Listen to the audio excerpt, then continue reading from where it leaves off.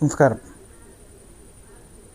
കേരളത്തിൽ ഇപ്പം ലഹരി വേട്ട വളരെ വ്യാപകമായ രീതിയിൽ തന്നെ ആഭ്യന്തരമന്ത്രിയുടെ നേതൃത്വത്തിൽ നടന്നു പോകുന്നുണ്ട്. അപ്പം അതിനെയൊക്കെ പോലീസിൻ്റെ നടപടിയെ വളരെ സപ്പോർട്ടോട് കൂടിയിട്ട് അതിനെ അനുകൂലിക്കുന്ന ഒരു വ്യക്തി തന്നെയാണ് ഇപ്പോഴത്തെ CM എന്ന് പറയുന്നത്.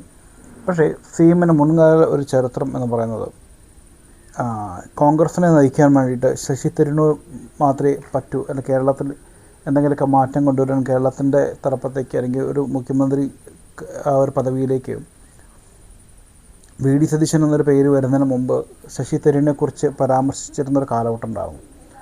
അപ്പം ആ ഒരു സമയത്ത് ഒരു ചേരി തിരിഞ്ഞിട്ടുള്ള ആ ഒരു കസേരയ്ക്ക് വേണ്ടിയിട്ടുള്ള വ്യഗ്രതകളും പരിപാടികളും ഒക്കെ ആ ഇലക്ഷന് മുന്നോടിയായിട്ട് കുറേ കാര്യങ്ങൾ നടന്നു. പക്ഷേ അതിനുശേഷവും ഇപ്പം ഇലക്ഷൻ കഴിഞ്ഞ ശേഷം ഇവർക്ക് മന്ത്രിസഭ രൂപീകരിക്കാൻ വേണ്ടി കുറേ സമയമെടുത്തു. അപ്പം അതിനിടയിൽ വന്നിട്ടുണ്ടായിരുന്ന ഒരു മെയിൻ പ്രശ്നം തന്നെയായിരുന്നു രാഹുൽ മാങ്കൂട്ടം എന്ന് പറയുന്നത്. കാരണം വെച്ചാൽ നമുക്കറിയാം, രാഹുൽ മാങ്കൂട്ടത്തിൻ്റെ രാജി അതിന് ശേഷമാണ് അപ്രതീക്ഷിതമായിട്ട് ജനീഷ് മന്ത്രിസഭയിലേക്ക് വരുന്നത്. ശരിക്കും പറഞ്ഞാൽ എല്ലാവർക്കും അറിയാവുന്നൊരു കാര്യം തന്നെയാണ്. ജനീഷ് എല്ലാവരും ശരിക്കും പറഞ്ഞാൽ രാഹുൽ മാങ്കൂട്ടമായിരുന്നു ആ ഒരു കസേരയിലേക്ക് വരേണ്ടത്. കാരണം വെച്ച് കഴിഞ്ഞാൽ ഒരു നല്ല ടാലൻ്റുള്ള ഒരു യുവാവായിരുന്നു, അല്ലെങ്കിൽ ഭാവിയിലെ ഒരു മന്ത്രി. കുറച്ച് കാലം കഴിഞ്ഞിട്ടുണ്ടെങ്കിൽ നമുക്കൊരു മുഖ്യമന്ത്രി പദവിയിലേക്ക് രാഹുൽ മാങ്കൂട്ടത്തിനെ വേണമെങ്കിൽ നമുക്ക് പ്രതീക്ഷിക്കാൻ പറ്റും. പക്ഷേ ആ ഒരു സമയത്താണ് ഈ ഇഷ്യൂസുകളും കാര്യങ്ങളും ഒക്കെ ആയിട്ട് രാഹുലിനോട് പാർട്ടിയിൽ നിന്ന് മാറി നിൽക്കാനുള്ള നിർദ്ദേശവും കാര്യങ്ങളും വരുന്നത്. അപ്പം അന്ന് മാറ്റി നിർത്തിയതും VD സതീശൻ തന്നെയായിരുന്നു. അപ്പം വീണ്ടും ഒരു തിരിച്ചുവരവിന് സാധ്യത ഉണ്ടോ എന്നാണ് നമുക്ക്. കാരണം വെച്ച് കഴിഞ്ഞാൽ ഇപ്പം മിനിയാന്ന് വളരെ കുറച്ച് ശക്തമായ രീതിയിൽ തന്നെ രാഹുൽ മാങ്കൂട്ടം തിരിച്ചു വരുന്നതായിട്ട് നമുക്ക് ഇടയ്ക്കിടയ്ക്ക് കാണാൻ പറ്റുന്നുണ്ട്. അപ്പം സലീംകുമാറിൻ്റെ മരിക്കുന്ന സമയത്തും ദിലീപിനൊപ്പം ക്യാമറയ്ക്ക് മുമ്പിലൊക്കെ അത്യാവശ്യം നല്ല രീതിയിൽ തന്നെ രാഹുൽ മാങ്കൂട്ടം എത്തിയിട്ടുണ്ടായിരുന്നു.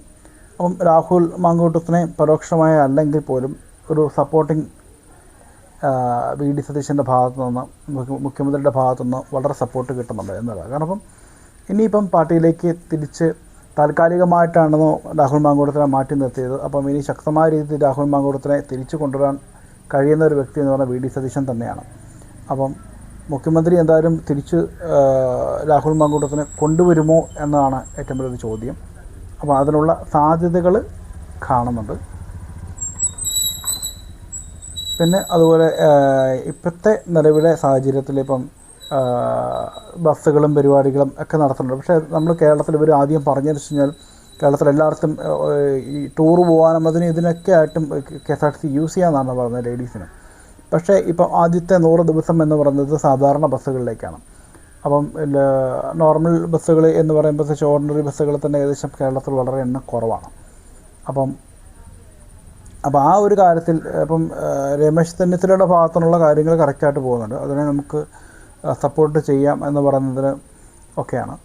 പക്ഷേ പറഞ്ഞിട്ടുള്ള ബാക്കിയുള്ള കാര്യങ്ങളൊന്നും അത് പാലിച്ചിട്ടില്ല എന്നതാണ് ഒരു പ്രശ്നം.